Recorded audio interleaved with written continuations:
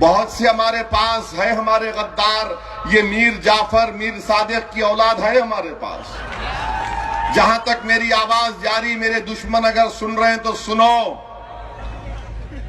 तुम हमेशा साजिश करते हो, तुम गुलामी करते हो कांग्रेस की, राष्ट्रवादी की। क्या मिला तुमको कांग्रेस और राष्ट्रवादी की गुलामी से?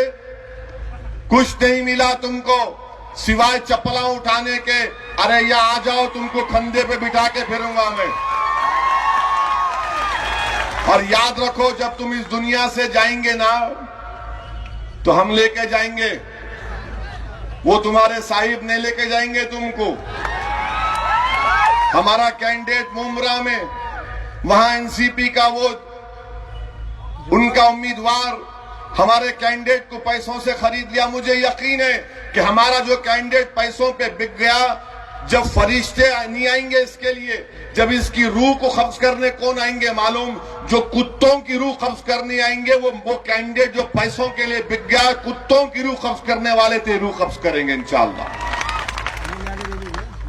खबर में जाना है बाबू एक दिन।